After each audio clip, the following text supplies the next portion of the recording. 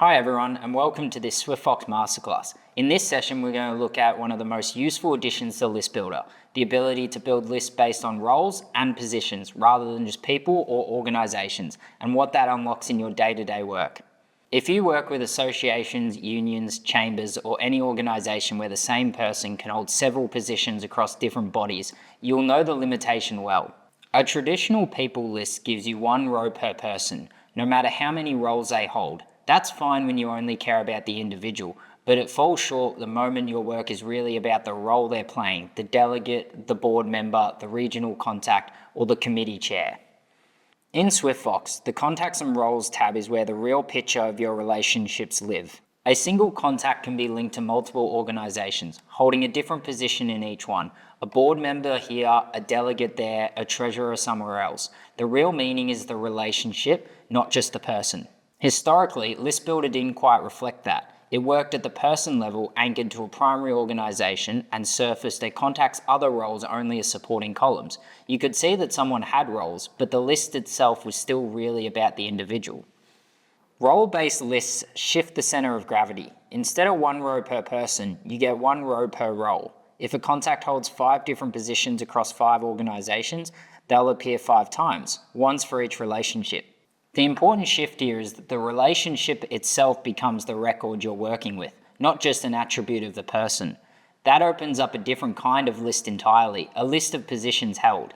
When you create a new list, you'll now see roles available as a list category alongside the existing options. Choosing roles tells SwiftFox to build the list around relationships rather than profiles. From there, the experience is intentionally familiar. You can apply the same kinds of criteria you'd use in any other list, filtering by person details, organization, category, industry, and any other custom fields you've configured. The difference is what each row in the result represents. Alongside your usual filters, you'll also find criteria specific to the relationship itself. The organization the role is attached to, the current relationship type, the position, and the start and end dates.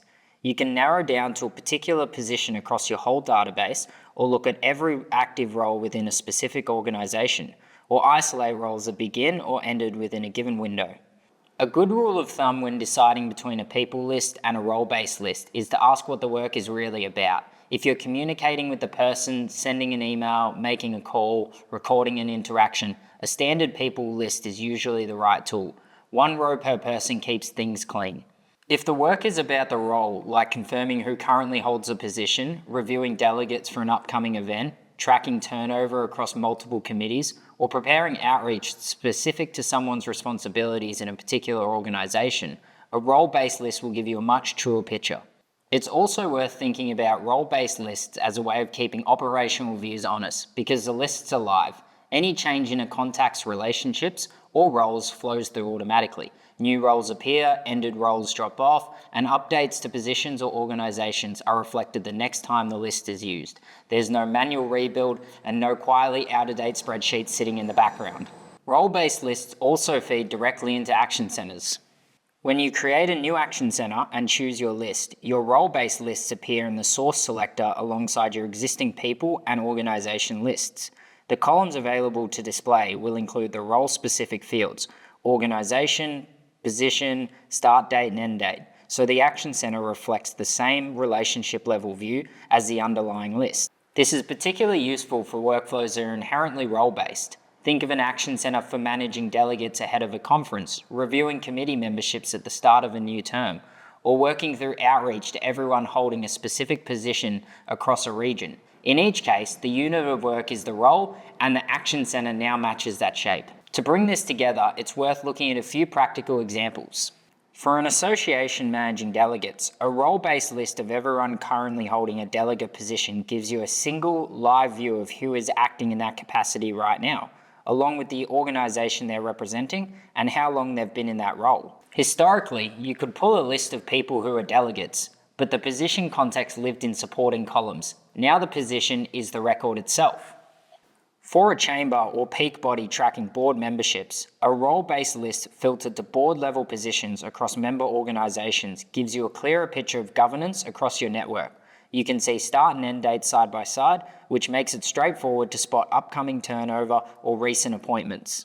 So to wrap things up, role-based lists are about giving you a way to work with relationships of first-class records, not just attributes attached to a person. When the work is really about the role someone holds, the list should reflect that, and now it can. If you're just getting started, pick one workflow where the role matters more than the person. Delegates, committee members, board positions, regional contacts, and build a single role-based list around it. See how it changes the shape of your results, and let that guide where you use this next. Thanks for watching this SwiftFox Masterclass, and we'll see you in the next one.